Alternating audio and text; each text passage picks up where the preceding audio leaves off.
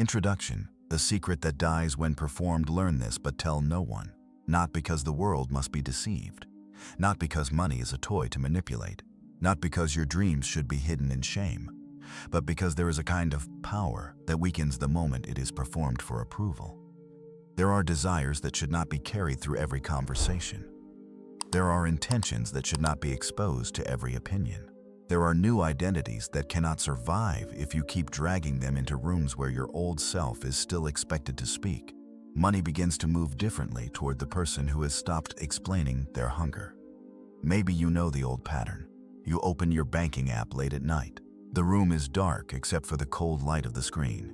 You look at the number, then at the rent, the card payment, the car insurance, the groceries, the gas, the bill that came earlier than expected. Something tightens in your chest. Your mind begins to calculate. It jumps from one fear to another, like a hand trying to catch smoke. Then you talk about it. You tell a friend, "I'm broke." You joke at work, "I can't afford anything." You look at something beautiful and say, "That's not for people like me." See someone else winning and whisper, "Must be nice." You say these things casually, as if they are harmless. But every sentence is a signature. Every phrase is a tiny command. Every repeated declaration teaches your nervous system what reality to expect. And reality listens to expectation more than it listens to wish. This is the hidden law behind silent wealth. The world does not only respond to what you want, it responds to what you keep rehearsing as true. The person who chases money from panic sends one signal. The person who builds value from calm certainty sends another. The person who begs life to notice them creates a different field than the person who quietly becomes undeniable. You do not become magnetic by pretending to be rich. You become magnetic by ending the war inside yourself every time money appears. Money is not only paper. It is not only numbers in an account. In the human world, money is movement. It is trust made visible. It is value traveling from one hand to another. It is confidence, service, timing, attention, decision, skill, and exchange. When you fear it, you close around it. When you worship it, you give your power away to it. But when you respect it, receive it, direct it, and stop announcing your lack around it, something in your life begins to reorganize. The old self wants to chase. The old self wants to check every hour. The old self wants to tell everyone the plan, hoping someone will bless it. The old self wants to explain why it is not there yet.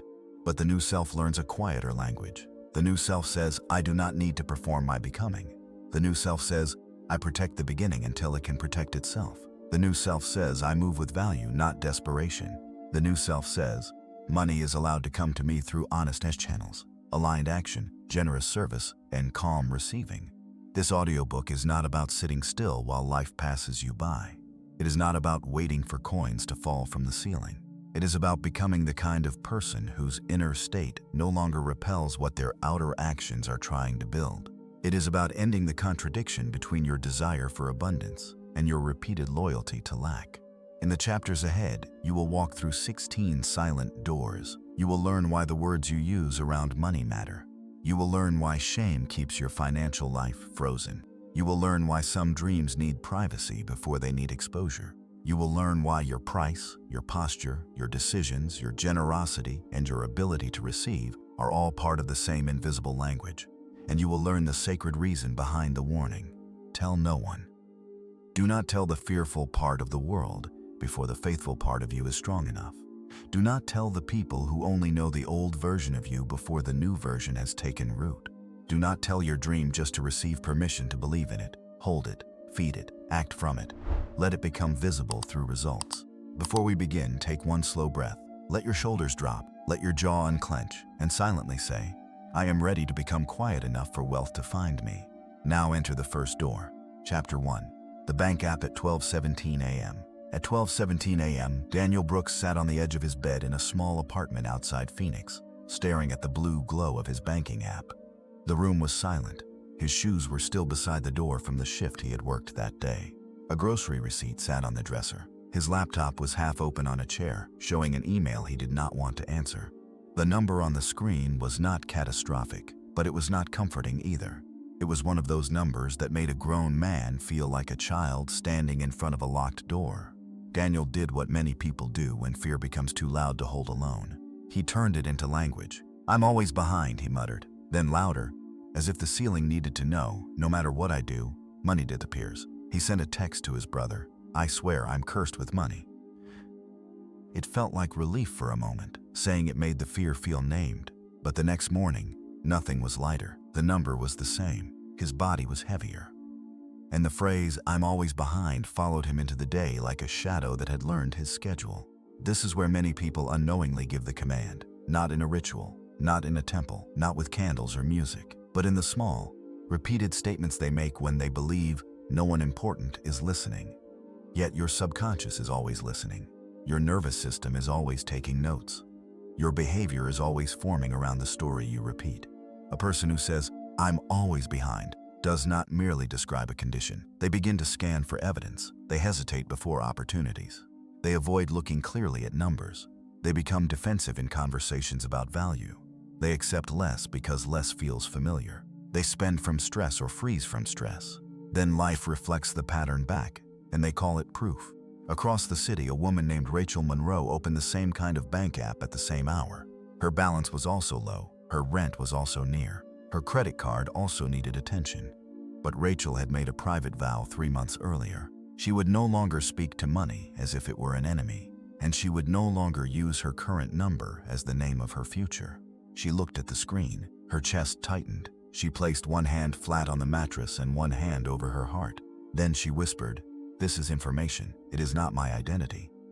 She opened a note on her phone titled "Silent Money Ledger." She wrote 3 lines: current balance, temporary. Next aligned action: send invoice by 9 a.m. inner command. I am becoming steady with money. Then she closed the app. She did not text 10 people about being broke. She did not make a joke at her own expense. She did not post a meme about financial suffering. She did not deny the facts, but she refused to turn the facts into a curse. By morning, she sent the invoice. She followed up with a client she had avoided. She canceled one subscription she never used. She transferred a small amount into savings, not because the amount was impressive, but because the gesture told her nervous system, "I am someone who directs money." Nothing dramatic happened that day. No miracle arrived by noon.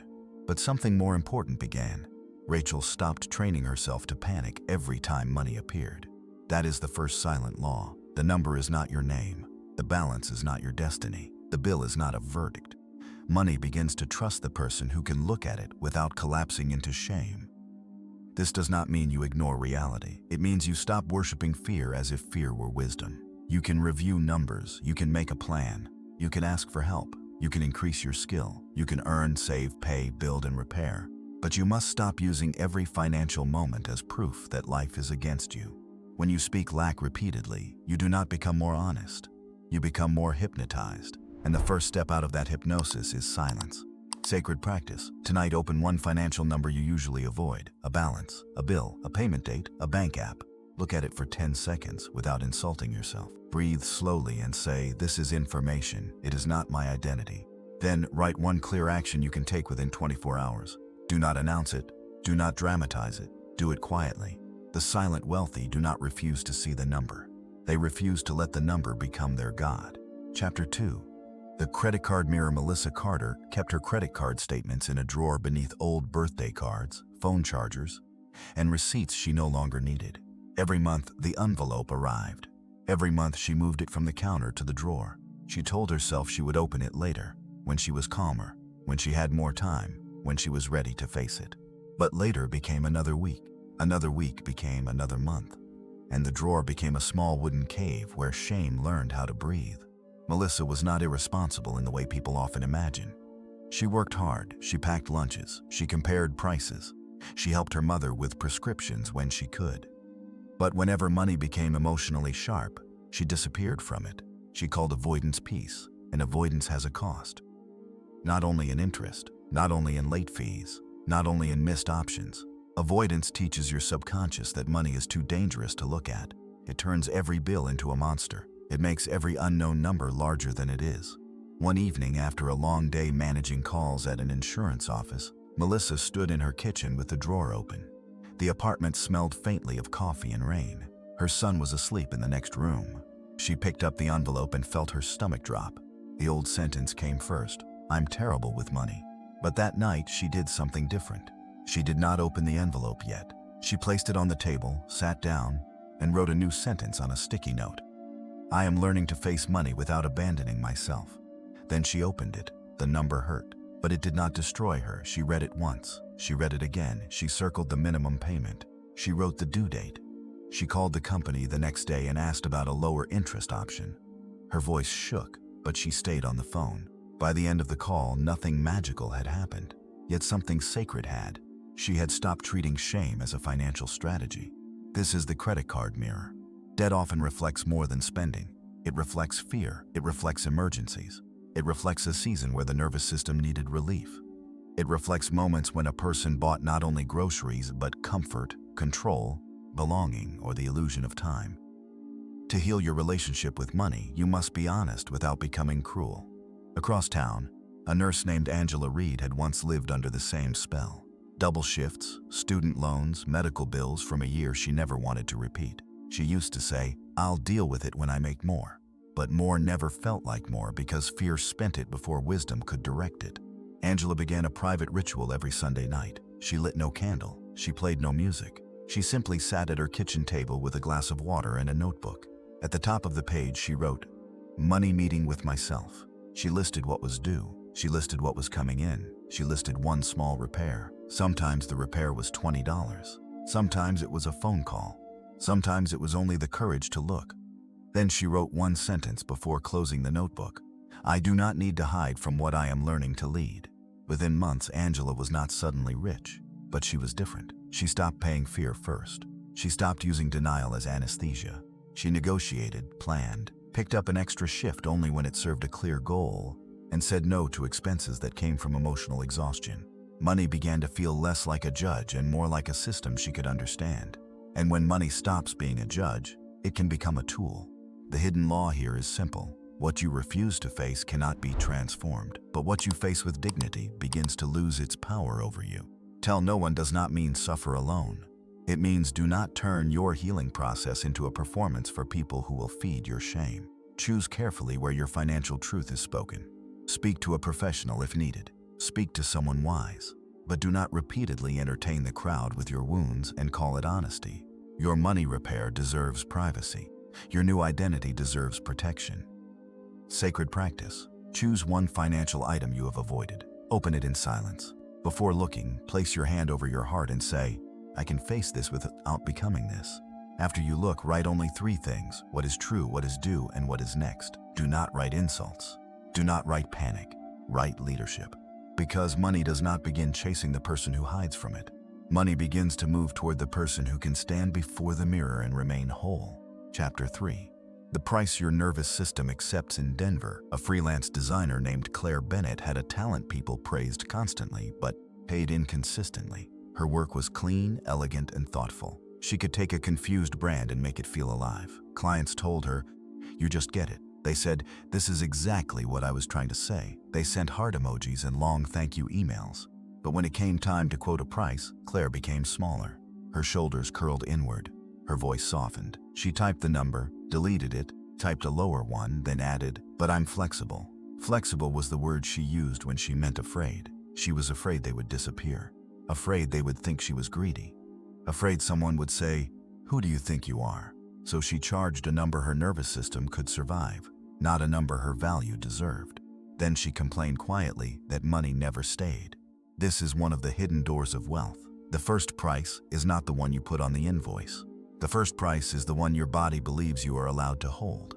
A person can say, "I am worthy," but if their hands shake every time they name their value, the field hears the shaking.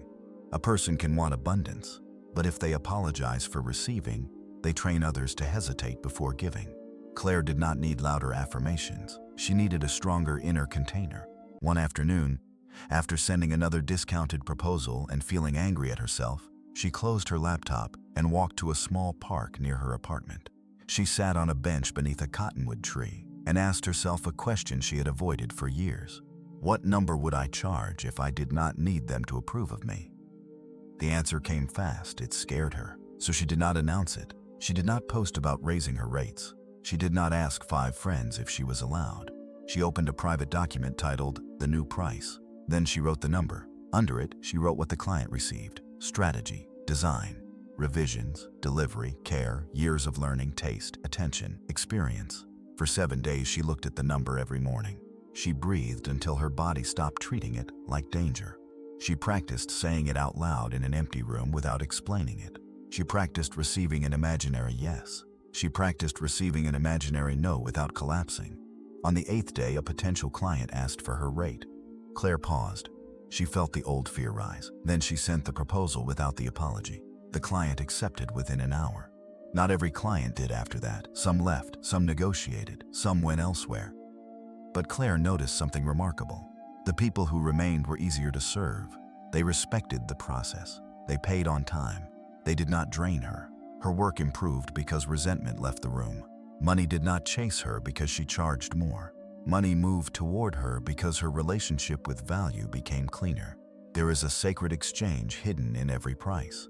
When you undercharge from fear, you are not being generous. You are making a secret agreement with resentment. When you overcharge without value, you are not being abundant. You are making noise. But when your price reflects real service, real skill, and real care, naming it calmly becomes an act of alignment. This is where tell no one becomes essential. Do not take your new price to people who only know the old you. Do not ask permission from those who are committed to their own under-receiving. Do not explain your expansion to someone who benefits from your smallness. Build the inner container first. Let your price become normal inside you before you present it outside you. Sacred practice. Write down one number you know you need to normalize: a rate, a salary request, a savings target, a debt payoff number, a monthly income goal. Do not post it, do not debate it. Place it in a private note for 7 days. Look at it and breathe until your body stops treating the number like a threat. Then write one action that would make the number more honest. Improve the offer, practice the conversation, send the proposal, apply for the role, update the invoice, or ask for the raise. Money follows clear value. But first, your nervous system must stop rejecting the value you are becoming able to receive. Chapter 4. The Dream That Needs a Locked Door. Marcus Hale had a habit of telling his dreams too early. He did it with excitement, and sometimes with fear disguised as excitement. A new business idea would appear while he was driving home from his job at a hardware store in Ohio.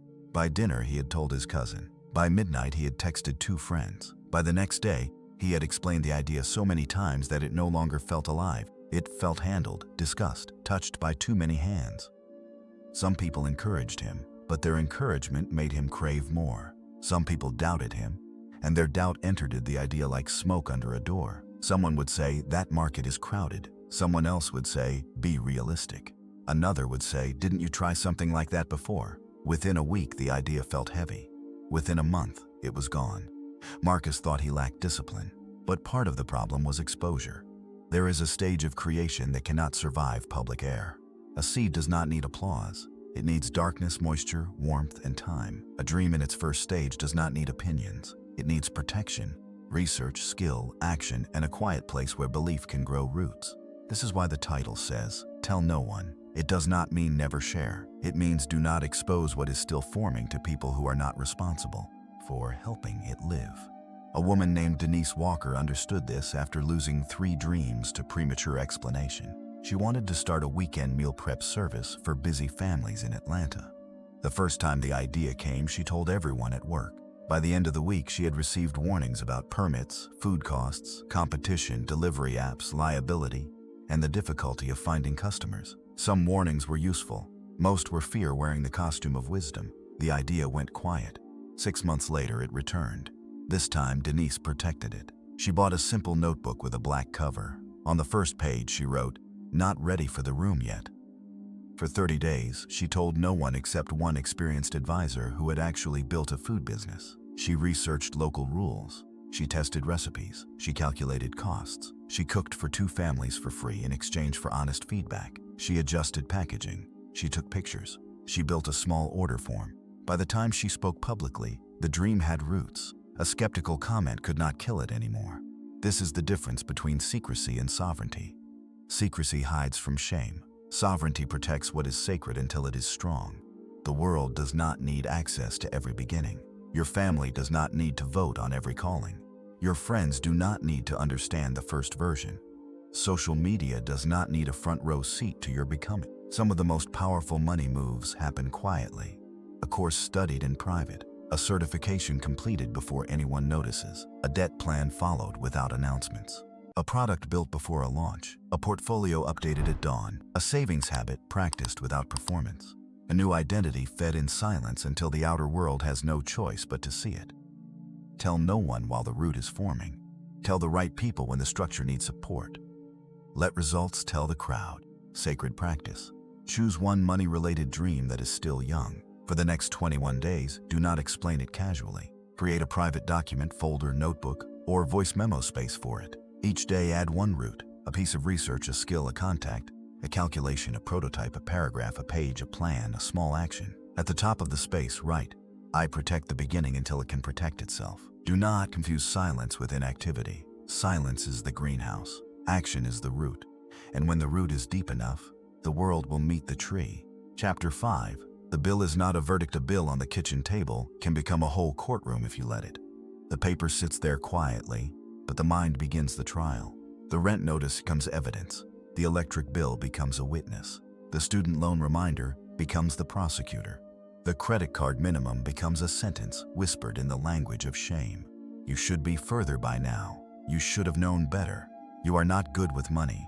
You will never catch up. In a small town in Pennsylvania, a single mother named Tara Jenkins knew this courtroom well. She worked at a dental office, picked up weekend shifts at a bakery, and still sometimes felt like every envelope arrived with a personal accusation inside it. One Thursday evening, she opened a utility bill and began to cry before she even read the full amount. Her daughter was doing homework in the next room. Tara turned the paper face down, ashamed of being seen as scared. Then she remembered a sentence she had once written on a folded index card. A bill is a request for direction, not a verdict on my worth. She pulled the card from the drawer and read it 3 times. The tears did not vanish, but her breathing changed. She turned the bill over again. This time, she looked at it as a leader, not a defendant. Amount, due date, options, payment plan, phone number. Next step. She called the company the next morning and arranged a schedule. She cut one expense. She asked about an extra Saturday at the bakery. She also did something subtle but powerful. She stopped telling her daughter, "We can't afford anything," and began saying, "We are choosing carefully right now." The circumstance had not instantly transformed, but the frequency inside the home had. This matters more than most people understand. Children, partners, friends, and even your own body absorb the emotional weather around money. When every bill is met with panic, your nervous system learns that money equals danger. Then even more money can feel unsafe because the body has associated finances with threat. To become wealthy in a stable way, you must become safe with money before you become impressive with money. Many people want abundance, but they are terrified of financial attention. They want more income, but they panic at taxes. They want clients, but they fear responsibility. They want savings, but they feel guilty when money sits still. They want success, but they fear being judged, envied, asked for help, or expected to maintain it forever. So the subconscious does something strange. It keeps them near a level of money that feels familiar enough to survive. This is why calm is not decorative. Calm is a wealth skill. A calm person can read the contract. A calm person can negotiate. A calm person can notice an error. A calm person can ask for options. A calm person can receive good news without sabotaging it. A calm person can have more without immediately creating a crisis to return to what feels familiar. The bill is not a verdict.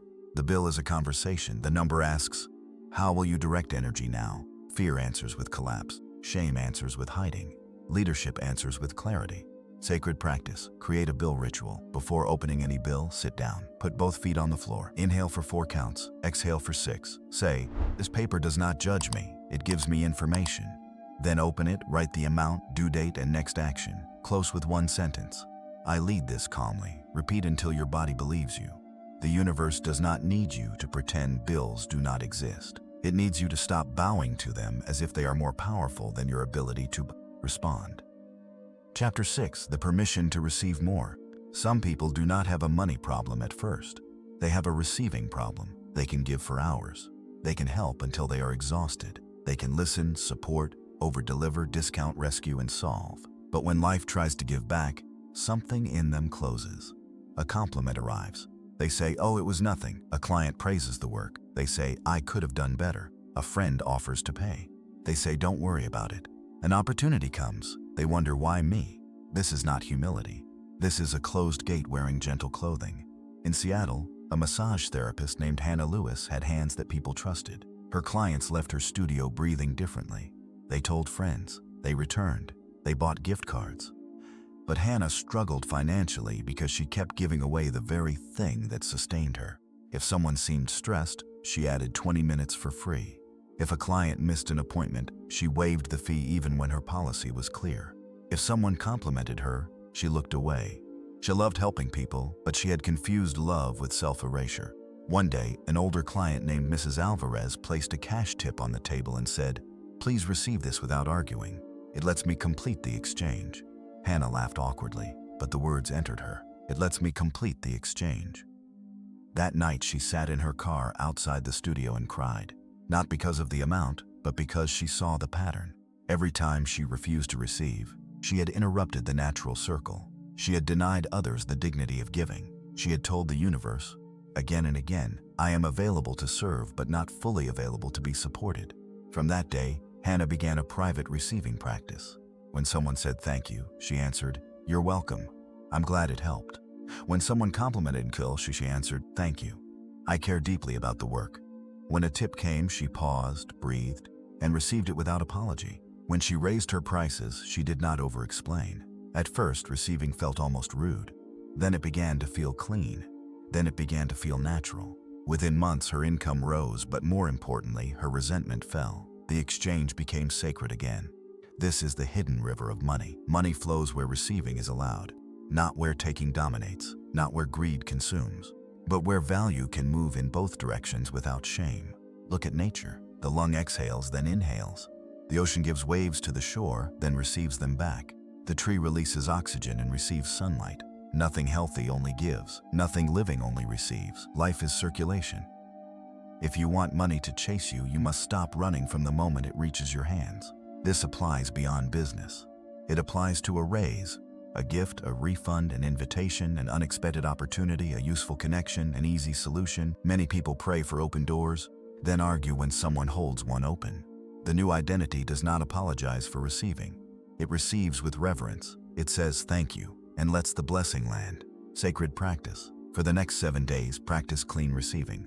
When someone compliments you, do not deflect. Say only, "Thank you." When money comes in, even a small amount, pause before spending or moving it. Place your hand over your heart and say, "I allow support to reach me."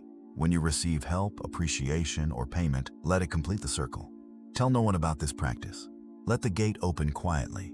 Chapter 7. The beauty you stopped allowing. There is a quiet way people reject wealth before it ever arrives. They reject beauty. They walk past a well-designed lobby and say, "Must be nice."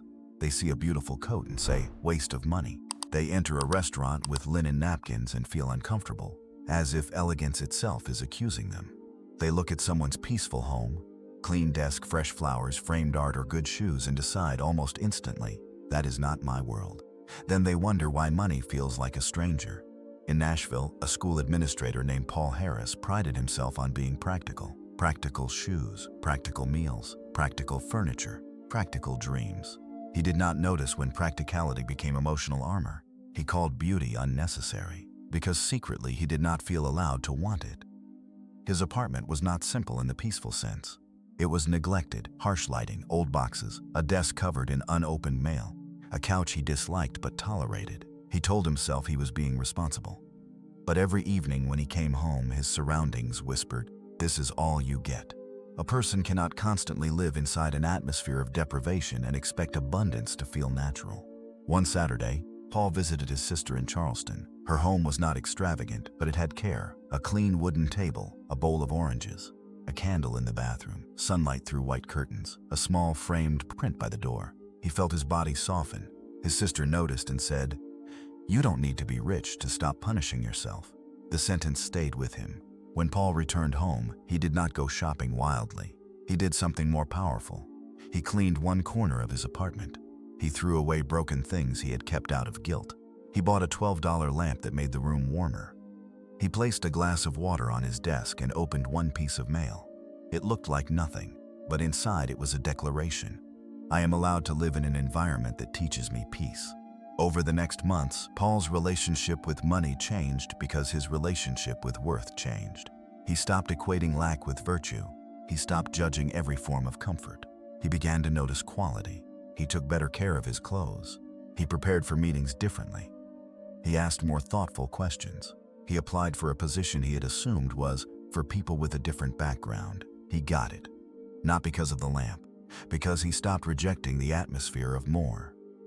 Beauty is not always luxury. Beauty is order. Beauty is care. Beauty is the signal that life is allowed to be more than survival. When you make your space slightly more respectful, you often begin to make your choices slightly more respectful.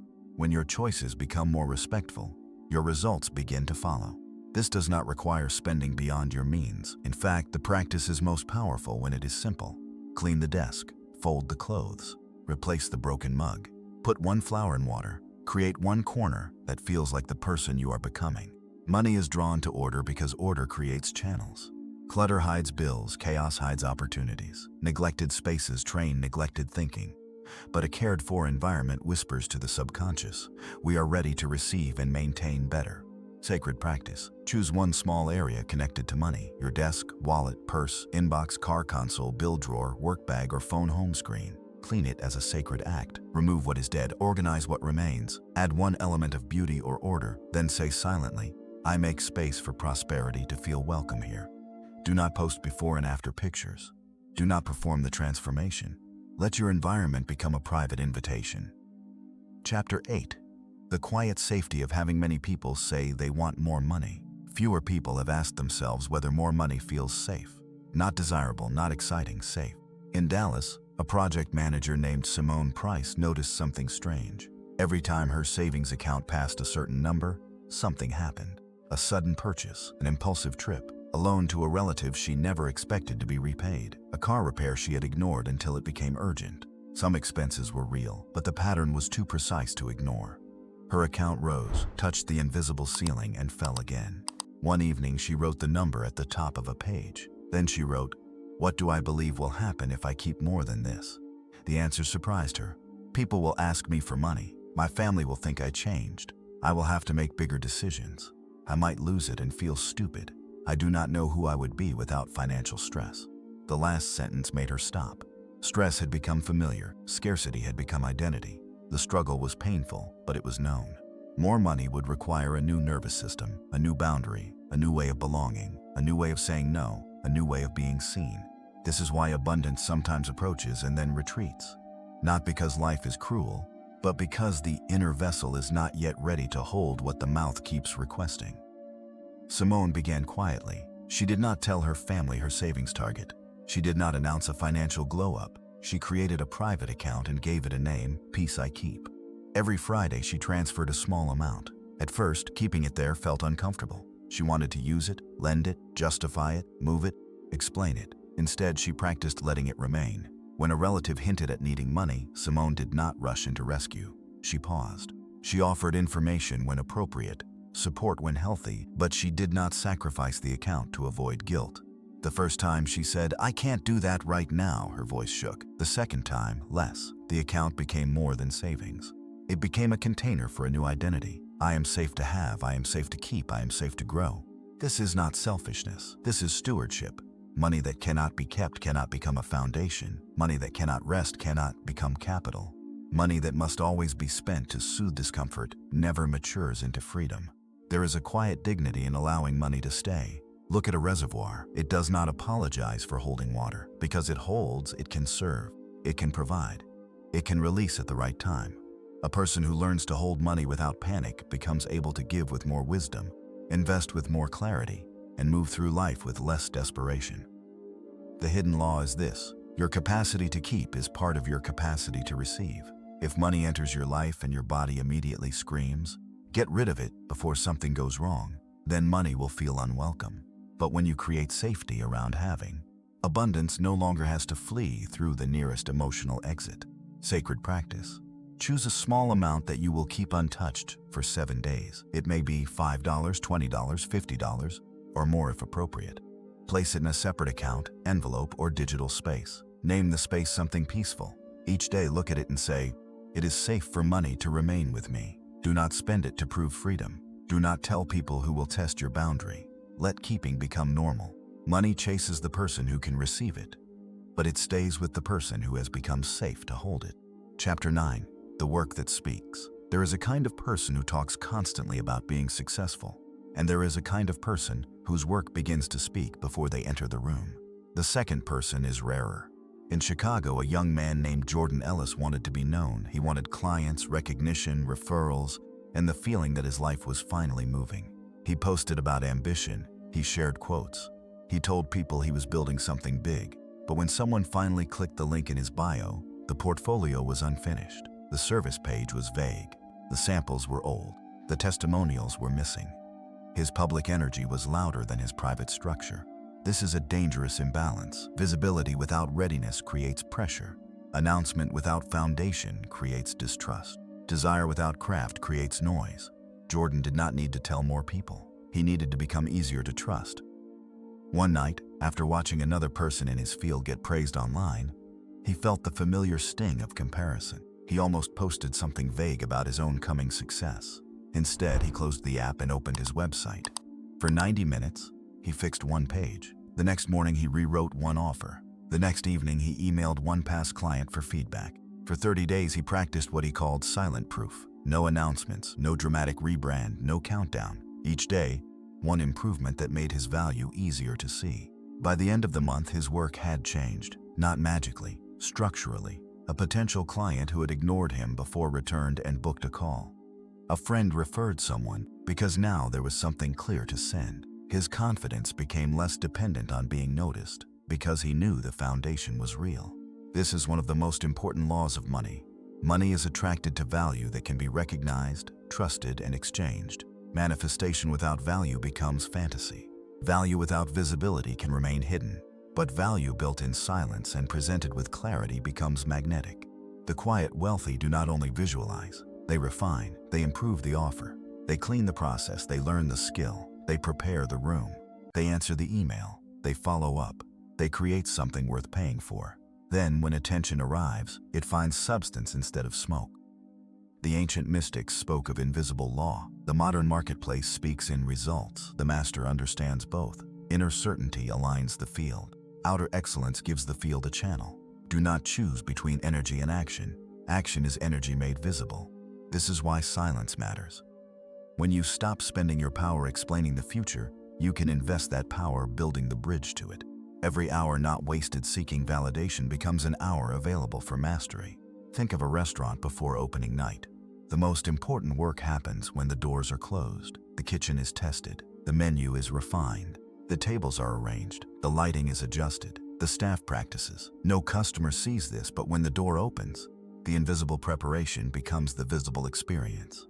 Your life works the same way. Sacred practice. Choose one place where your money channel needs structure: your resume, portfolio, offer, store, invoice process, skill, sales page, workspace, follow-up system, or communication. Spend 45 minutes improving it without telling anyone. When finished, write, "My work is becoming easier for aligned money to find." Repeat daily for 7 days. Let other people announce, you build. Let other people perform becoming, you become. Chapter 10. The client who feels your certainty before a client hears your words, they often feel your relationship with your own value. They feel it in your timing, in your posture, in the way you explain, in the way you listen, in whether you rush to fill silence, in whether your answer carries clarity or apology. In Los Angeles, a consultant named Evan Moore used to enter every sales call as if he were asking to be chosen by a king. He overprepared, but not from excellence, from fear. He talked too fast. He explained every credential. He offered discounts before anyone asked. If the client paused, he panicked and filled the space with more words. By the end of the call, both people were tired. He believed the problem was persuasion. The real problem was energy. One afternoon, after losing a client he desperately wanted, Evan listened to the call recording. It was painful. He heard himself interrupt. He heard himself apologize for his price. He heard himself answer questions before they were fully asked. He heard the sound of a man trying to be purchased. That night, he made a private decision. Before every client call, he would stop selling himself to himself. He created a 3-minute ritual. First, he reviewed the value he could genuinely provide. Second, he reminded himself, this is a mutual exchange, not a rescue mission. Third, he sat in silence and imagined the right client feeling relieved to have found him. The first call after this practice felt different. He spoke slower. He asked better questions. When the client paused, he let the silence breathe. When pricing came up, he stated the investment and waited, not aggressively, not arrogantly, calmly. The client said yes. But even if they had said no, Evan knew something had changed. He had stopped abandoning himself in the presence of money. This is the invisible invitation. People are drawn to certainty when certainty's clean. Not domination, not pressure, not false confidence. Clean certainty.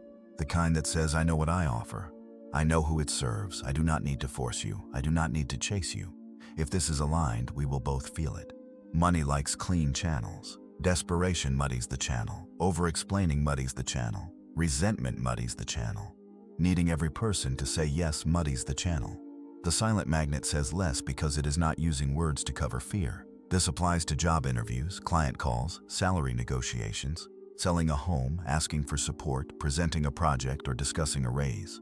The person across from you is not only evaluating the facts, they are sensing your inner agreement with those facts. If you do not believe your offer is valuable, why should their nervous system relax into trusting it? Your task is not to hypnotize them. Your task is to stop hypnotizing yourself into smallness. The sacred conversation begins before the call. It begins when you privately align with the truth of what you bring. Sacred practice. Before your next money conversation, write 3 sentences. The value I bring is, the right exchange would feel like. I release the need to convince what is not aligned. Then sit for 1 minute in silence. During the conversation, speak clearly and allow pauses. Do not rush to discount. Do not apologize for needing a fair exchange.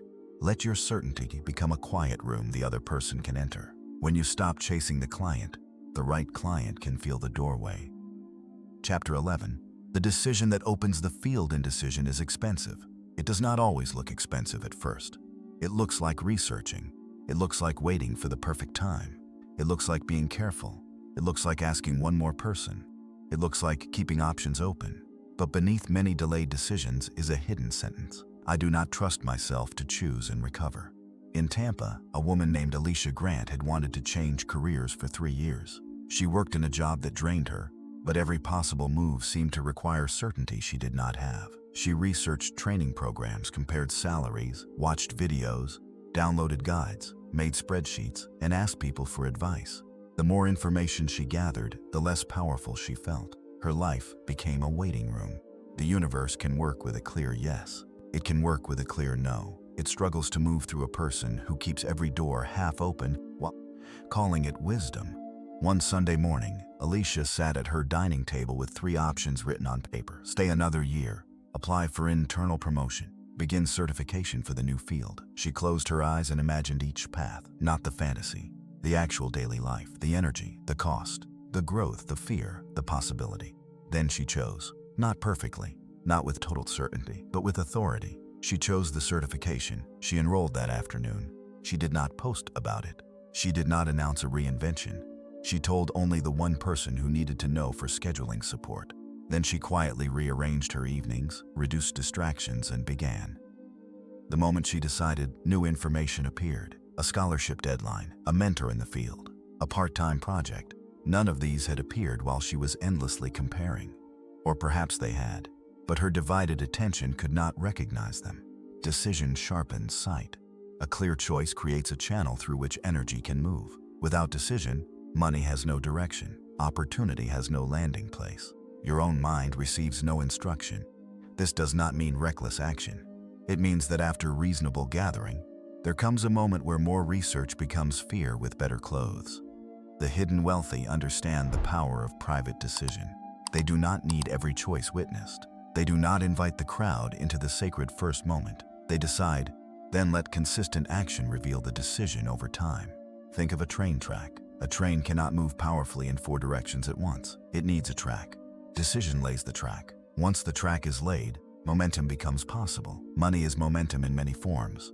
A career grows because choices compound. A business grows because offers become clear. Savings grow because direction is chosen. Skill grows because attention stops scattering. Relationships improve because boundaries are decided. Indecision leaks the very energy abundance needs. Sacred practice. Write down 1 money-related decision you have delayed. Give yourself 3 options. Cross out the one that is only fear. Circle the one that creates the most honest growth. Then write, I have chosen, and my energy can now gather. Take one action within 24 hours that makes the decision real. Do not explain it to people who will pull you back into confusion. The field opens to the one who chooses. Chapter 12. The room no doubt can enter. Every dream needs a room no doubt can enter. Not because doubt is evil. Doubt can ask useful questions. Doubt can reveal weak plans. Doubt can prevent foolishness, but unfiltered doubt, repeated daily, becomes acid. It dissolves beginnings before they have bones. In Brooklyn, a writer named Naomi Pierce had a manuscript she had worked on for 2 years. She also had a habit of sharing unfinished chapters with anyone who showed interest. Friends gave opinions. Her writing group gave opinions. Her coworker gave opinions. A man she went on 2 dates with gave opinions. Some liked the beginning. Some hated the title. Some questioned the ending. Some suggested she make it more commercial. Some told her the market was impossible. Eventually, Naomi could no longer hear the book. She could only hear the room. One evening, she printed the first chapter and noticed that it no longer sounded like her. It sounded like a committee trying to avoid criticism. She felt grief, then clarity. She created a new rule. For 90 days, the manuscript would have one room, her room. She chose one qualified editor to consult at the right stage. Everyone else lost access to the unfinished work. When people asked, she said, I'm still working quietly, no explanation, no debate. At first, silence felt lonely. Then it felt holy. The book's original voice returned. She cut what had been added from fear. She restored what had been removed to please others.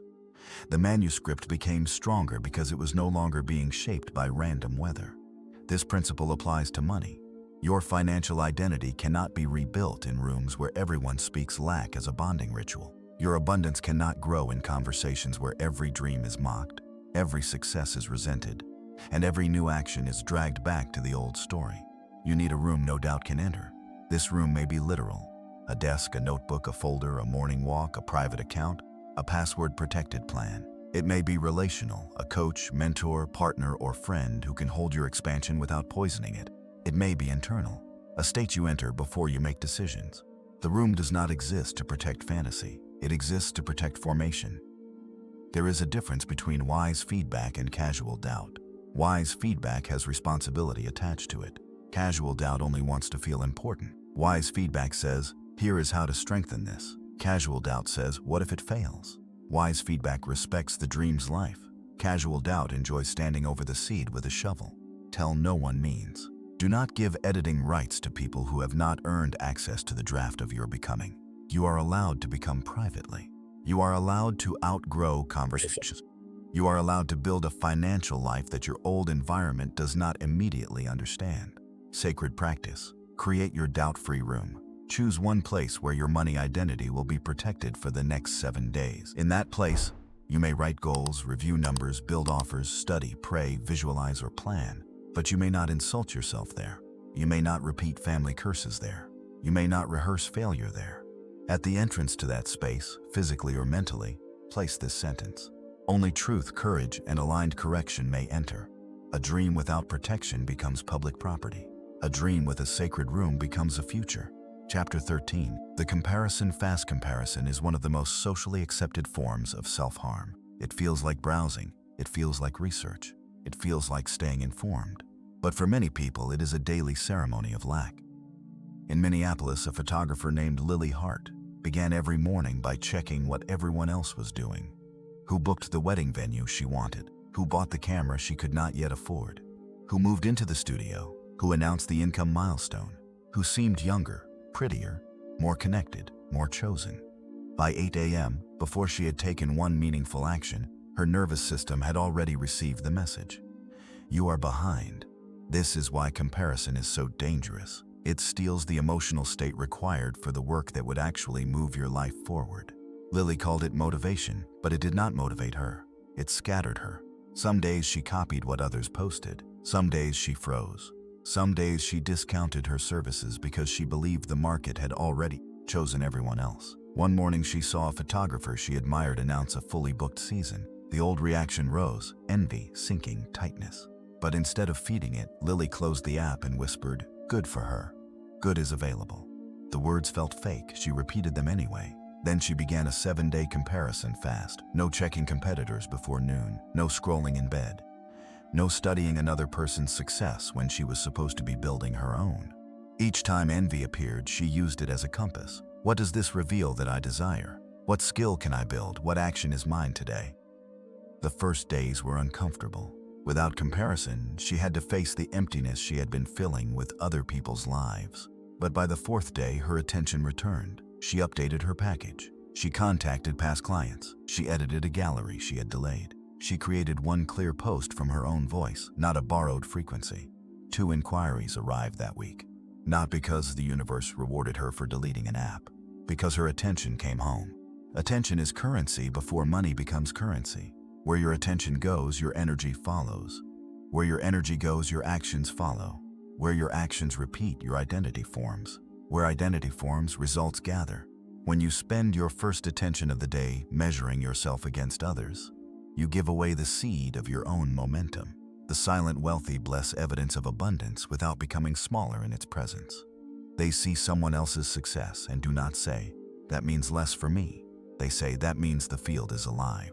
They do not worship others. They do not copy blindly. They do not poison themselves with envy and call it ambition. They bring attention back to the only place it can create, their own next aligned action. Sacred practice. For 7 days, do not consume comparison before creation. Before checking social media, email, analytics, or competitors, complete one act that builds your own abundance. Send the message, write the page, study the skill, clean the workspace, make the offer, exercise. Pray, plan, create. If envy appears later, whisper, "Good for them. Good is available. My path is active." Then take one action. The money that is meant for your channel cannot move through another person's life. Call your attention home.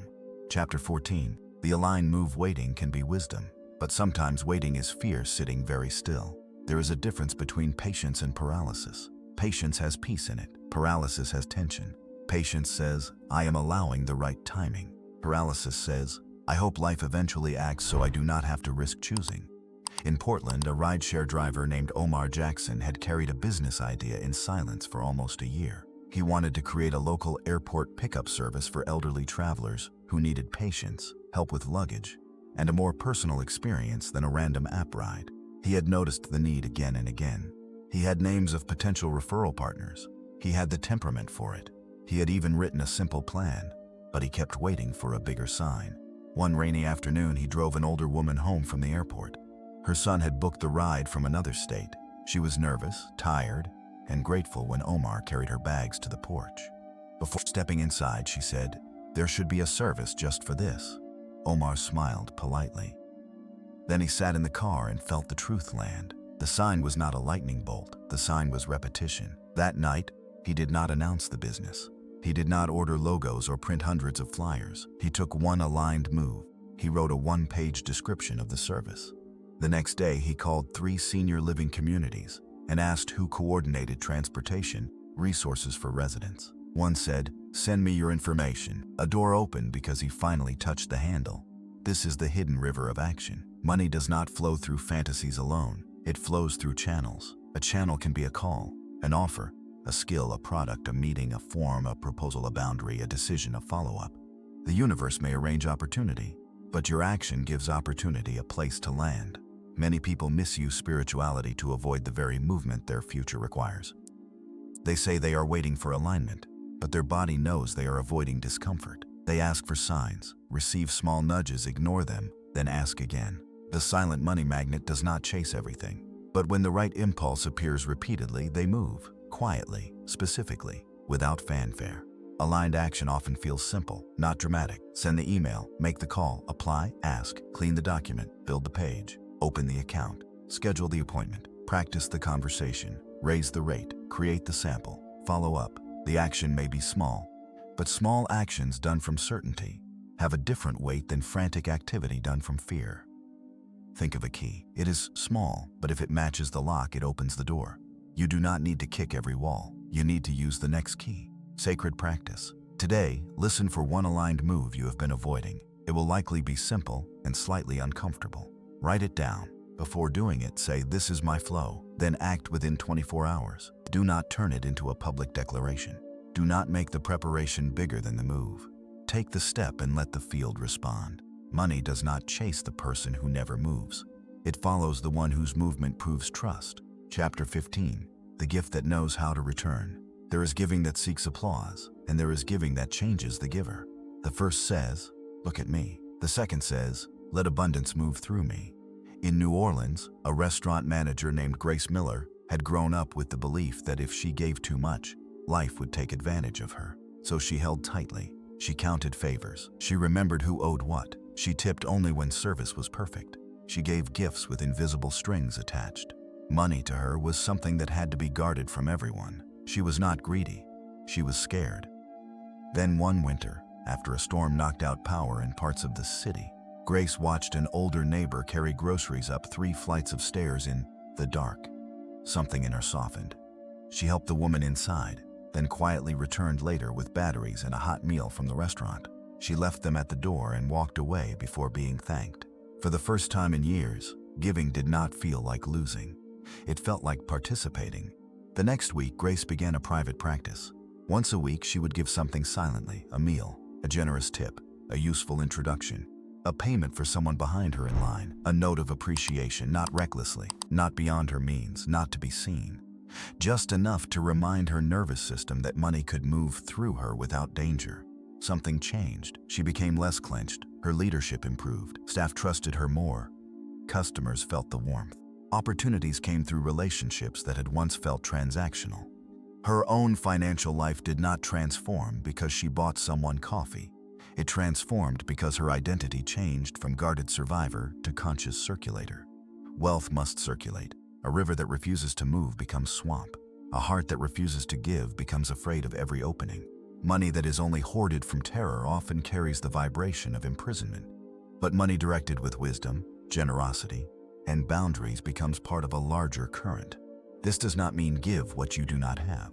It does not mean rescue everyone. It does not mean use generosity to avoid your own needs. Sacred giving is not self-betrayal. It is clean movement. The most powerful giving is often private because privacy purifies the motive. When no one praises you, you discover whether the gift was real. When no one claps, you discover whether your abundance depends on being witnessed. When no one knows, the exchange remains between you, the receiver, and the unseen ledger of life. The hidden law is not that every dollar given returns as $2 tomorrow. That is too small, too mechanical. The deeper law is that genuine giving trains the soul out of scarcity. It tells the body, there is enough movement here. There is enough life here. I am not a closed fist. And an open channel can receive what a closed fist cannot. Sacred practice. Choose one silent gift this week. It can be money, time, attention, encouragement, a resource, a referral, a meal, a review, or a quiet blessing. Give within your means. Seek no credit. Tell no one. Afterward, place your hand over your heart and say, I allow abundance to move cleanly through me. Then continue your day.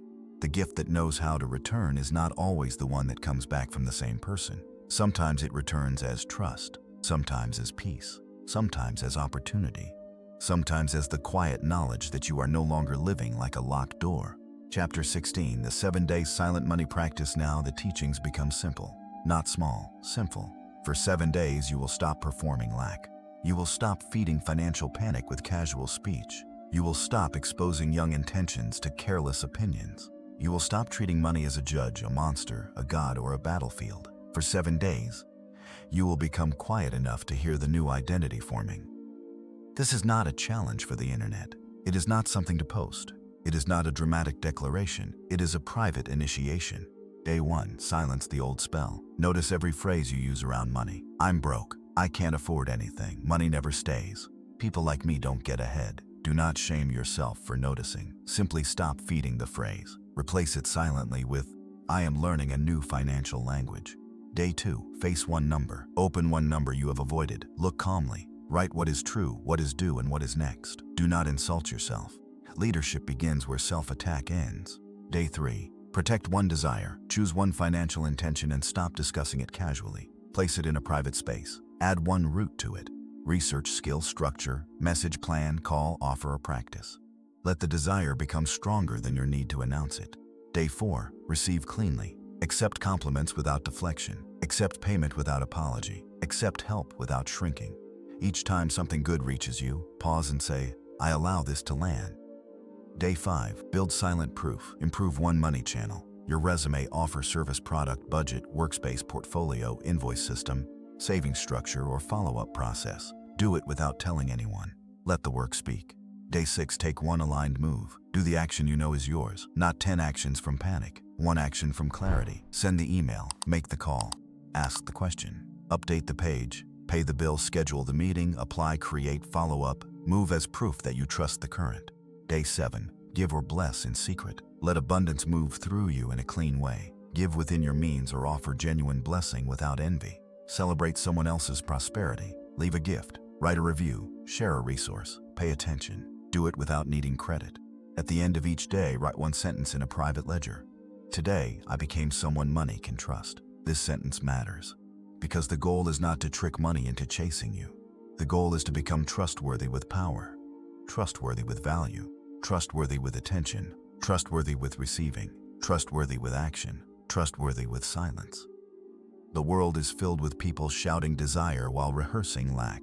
Be different. The world is filled with people announcing plans they never build. Be different. The world is filled with people chasing clients while doubting their value. Be different. The world is filled with people asking for signs while ignoring the next obvious step. Be different. The world is filled with people wanting more but feeling unsafe when more arrives. Be different. Become quiet, not passive quiet. Quiet enough to hear intuition before anxiety interrupts. Quiet enough to make decisions without dragging them into every conversation. Quiet enough to let your work mature. Quiet enough to receive without apology. Quiet enough to give without performance. Quiet enough to become wealthy in consciousness before the world has evidence to argue with. Sacred practice. Begin tonight. Take a blank page and title it 7 Days of Silent Money. Under it, write the 7 days. Do not make it beautiful for anyone else. Make it honest for you. Each day, complete the practice and write one sentence. At the end of 7 days, read the page aloud only to yourself. Notice what has changed in your posture, your speech, your choices, your calm, and your willingness to act. Then continue, because 7 days opens the door. A lifetime walks through it. Final integration. The night before money finds you. There comes a night in every transformation when the old self realizes it is no longer in charge. It may not be dramatic. There may be no sign in the sky, no sudden message, no stranger arriving with the answer. It may simply be a quiet evening when you reach for the old complaint and cannot speak it with the same conviction. You open your mouth to say, "I never have enough," and something deeper in you refuses to participate. That refusal is sacred. It is the moment the spell begins to break. On that night, sit somewhere simple, a kitchen table, the edge of your bed, a parked car after work, a chair beside a window. Let the world continue without needing to know what is happening inside you. This is not a performance. This is a transfer of authority. Take out a piece of paper and draw a line down the middle. On the left side, write, "The voice that chased." On the right side, write, "The voice that receives." Under the voice that chased, write the sentences you have used for years. Do not soften them. Do not pretend they were not there. "I'm always broke. Money disappears. I can't charge that. People will judge me if I succeed. I have to do everything alone. I'm not ready. I'll start when it feels safer." Then look at those sentences and understand. They were not your destiny. They were rehearsals. They were protective spells created by a frightened self trying to survive. Thank that old self for trying to keep you safe, but do not let it keep holding the pen. Now under the voice that receives, write the new language. "I can look at money without shame. I create value with clarity. I receive cleanly. I protect young dreams until they are strong. I choose one aligned move at a time. I am safe to have, safe to hold, and safe to grow. I do not chase from panic. I move from power." Read the right side slowly, not loudly, not dramatically. Read it as if you are signing a private agreement with the future, because that is what this is. The night before money finds you is not necessarily the night before a deposit. It is the night before you stop being available for the old financial identity. It is the night before your energy changes. It is the night before the same opportunities meet a different person in you. Tomorrow, the world may look ordinary. The same phone, the same inbox, the same job, the same streets, the same responsibilities. But you will not be the same one walking through them. You will open the app differently. You will answer the email differently. You will speak to the client differently. You will hold silence differently. You will see beauty differently. You will feel another person's success differently. You will notice the aligned move differently. And because you are different, The field around you begins to receive different instructions. Do not underestimate the power of a private threshold. Most lives do not change in public. They change in the unseen moment when a person decides, with no witness and no applause, I will no longer betray the future for the comfort of the familiar. After you write the 2 voices, fold the page. Place it somewhere only you can find. For the next 7 nights, return to it. Read only the right side. Let the new voice become familiar. Let it enter your sleep. Let it replace the old financial weather inside your body. Then, in the morning, do one practical thing that agrees with the new voice. If the new voice says, I create value with clarity, clarify one offer. If it says, I receive cleanly, accept one compliment without shrinking. If it says, I can look at money without shame, review one number. If it says, I choose one aligned move, take the step before the day becomes noisy.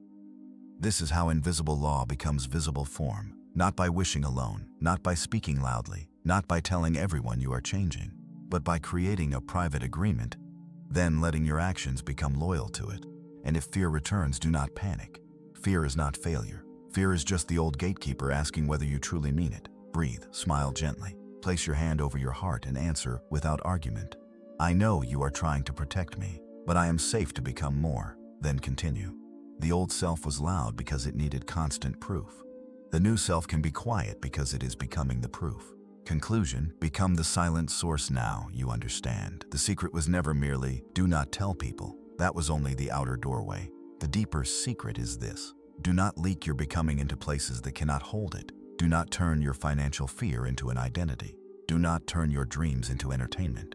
Do not turn your worth into a negotiation with people who profit from your doubt. Do not turn money into a monster and then wonder why your body runs from it. Tell no one means stop announcing lack as if it is loyalty to truth. Tell no one means stop handing the blueprint of your future to the frightened voices of your past. Tell no one means build roots before branches, structure before spotlight, certainty before explanation. You have walked through the bank app at midnight and learned that the number is not your name. You have opened the credit card mirror and learned that shame is not a strategy. You have stood before the price your nervous system accepts and learned that value must first become safe inside your body.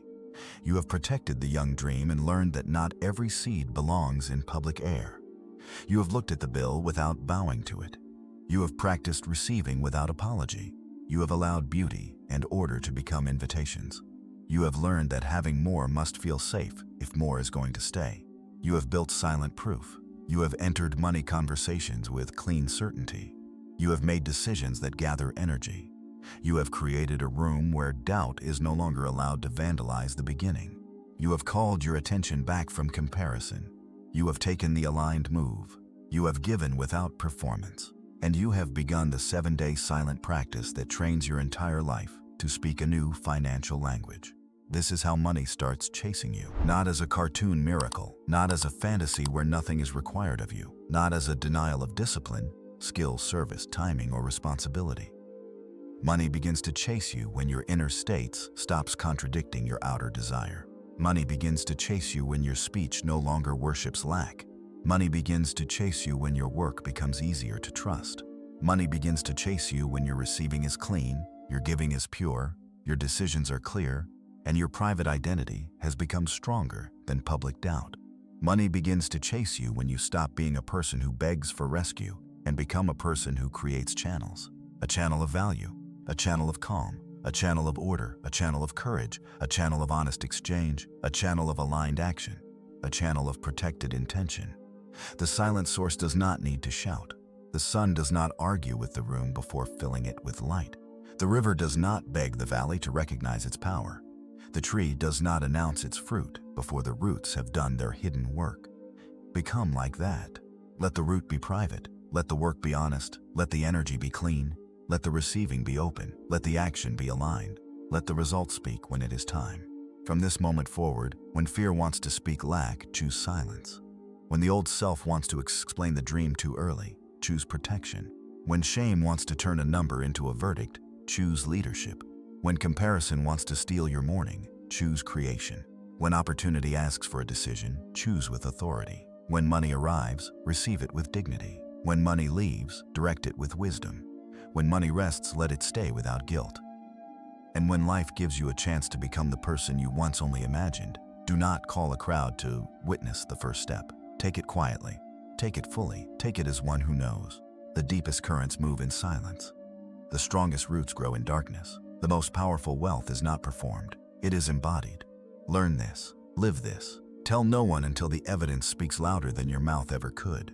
And when money begins moving towards you, do not chase it wildly. Stand steady. Open your hands. Become the place where abundance feels safe to arrive, safe to stay, and safe to multiply. This is the silent law. This is the protected current. This is the unspoken kingdom. And now it begins within you.